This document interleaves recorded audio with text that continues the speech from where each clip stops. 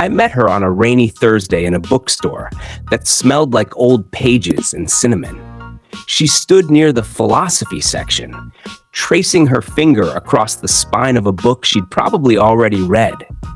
She looked like someone who thought too deeply, spoke too softly, and felt too much. I watched her laugh at a quote in a book she didn't buy. That laugh stayed with me.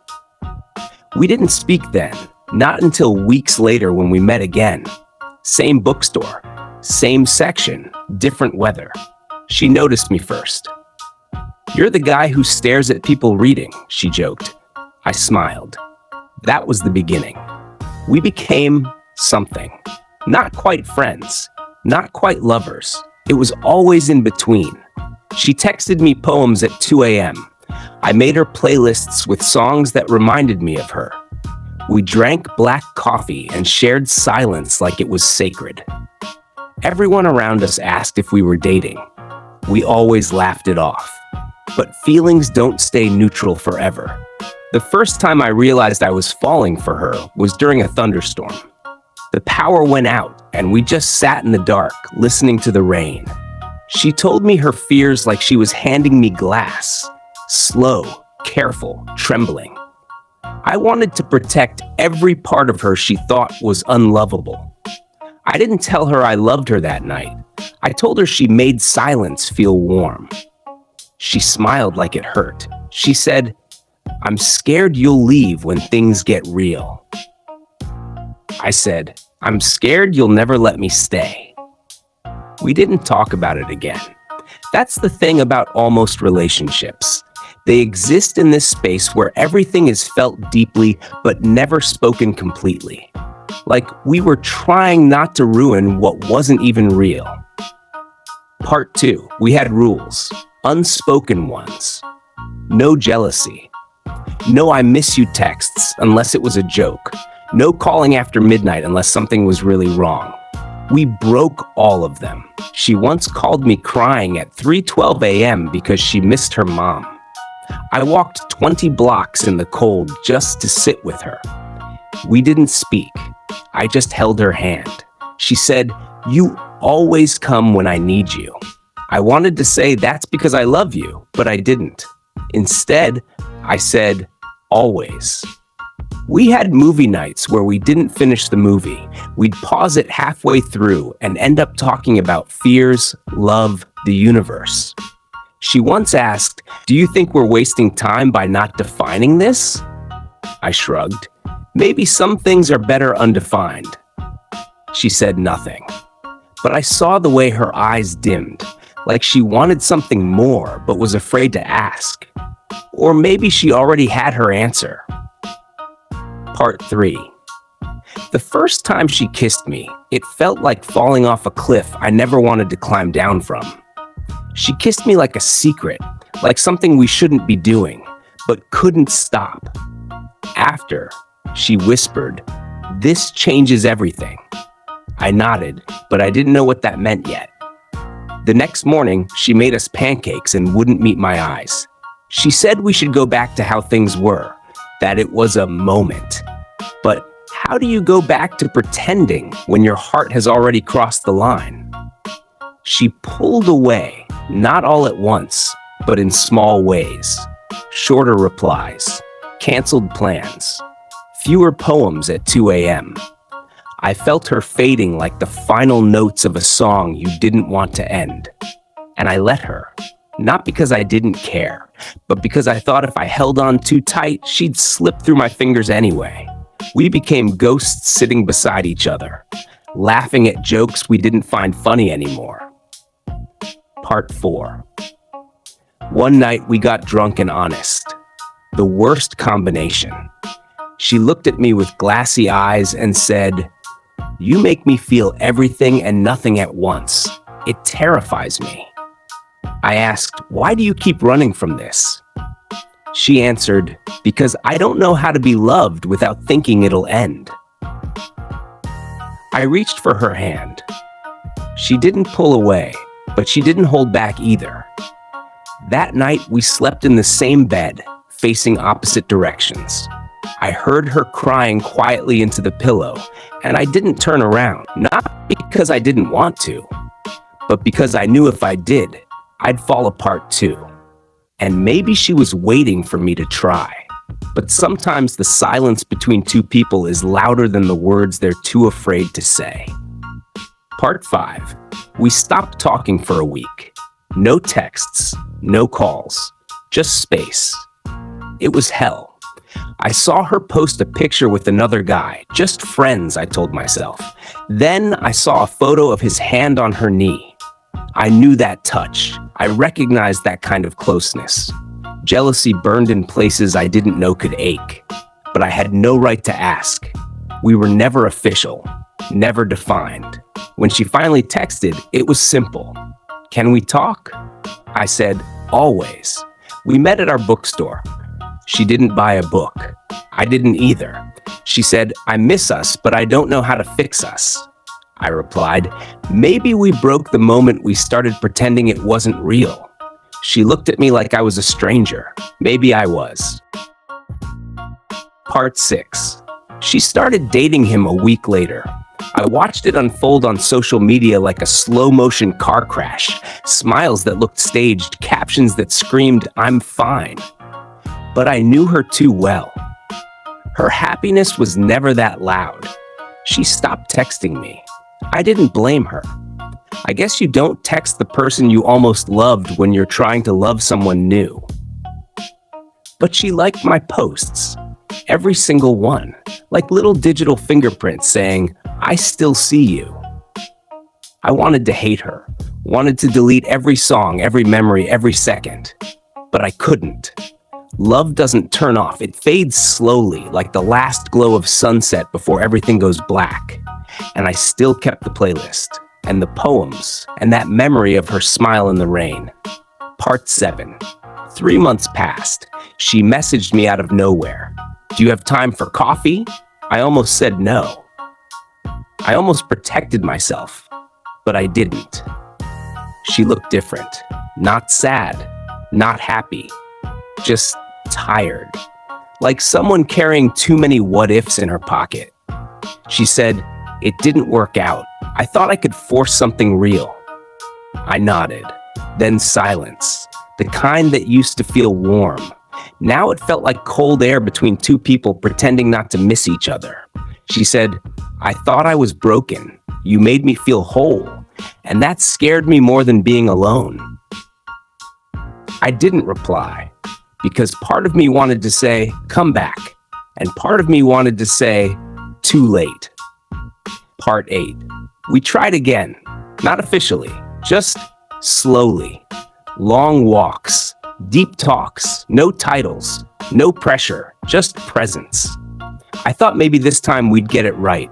But the truth is, some people aren't meant to stay. They're meant to teach, to change, to show you the parts of yourself you couldn't see alone. We made it to winter, the cold kind, inside and out. She told me, I don't think I'm capable of forever. I whispered, then let's just try today. She smiled, but her eyes said goodbye. Some people say it with words. She said it with distance. Part 9. We didn't break up. We just stopped showing up. No argument, no closure, just two people slowly choosing not to reach out. I still checked my phone at 2 a.m., still wondered if she was thinking about me, still hoped her name would light up the screen. It never did. I started dating again, but no one felt like her. No one understood my silences. No one sent poems without explanation. I missed being seen without having to explain myself. I missed her in the kind of way that feels like a memory and a dream at the same time. And I hated it, but I loved it more. Part 10. A year later, I ran into her at a train station. Same bookstore bag in her hand, same nervous smile. We talked like old friends, the kind that used to be more. She said, "You look good." I said, "So do you." I wanted to ask if she was happy, if she ever thought about what we were. But I didn't. Instead, I said, "You still write?" She nodded. "You still make playlists?" Sometimes, I smiled, but only sad ones. She laughed, the same laugh that once stayed with me. Then her train arrived. She stood. It was good seeing you. I said, it always is. And just like that, she was gone again. Not because she had to, but because that's who she was. Pali, Dali.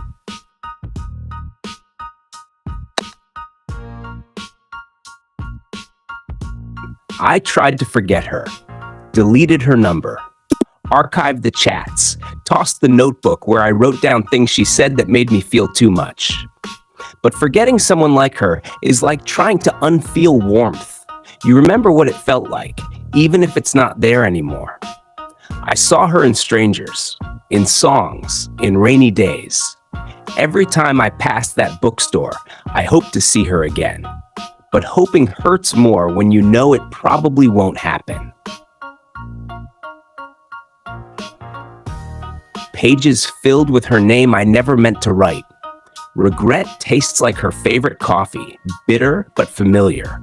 Some nights I'd whisper her name just to feel how it used to sound in my mouth. And I hated myself for still loving her.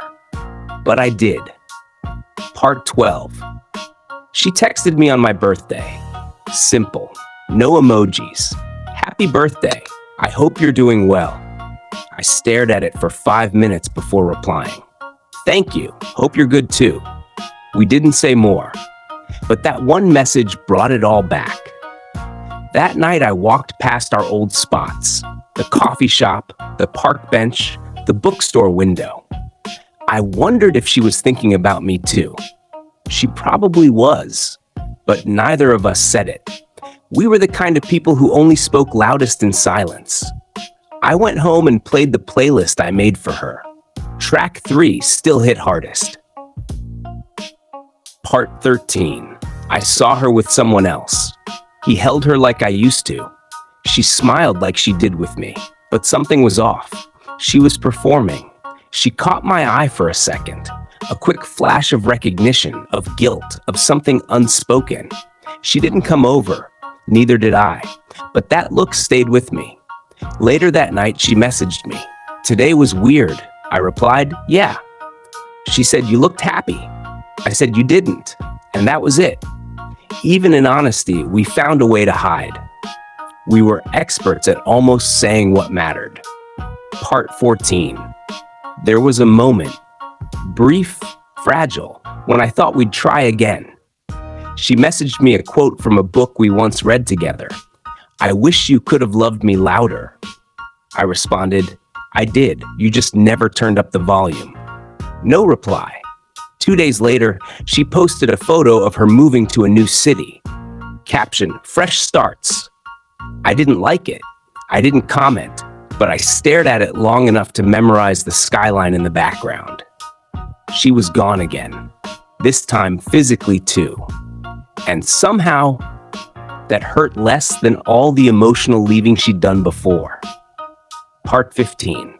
A mutual friend told me she asks about me sometimes. Quietly, casually. She says you were different, he said, softer. I laughed, not because it was funny, but because it hurt in a place I thought had gone numb. I wondered if she ever tells people about us. Do I exist in her stories? Am I a villain? A ghost? A mischance? I'd never know, but I hoped she remembered me gently. Because I still remembered her like the ending of a book that wrecked me, and I still recommend it to others, even if I can't reread it myself. Part 16. I found myself walking those same streets alone.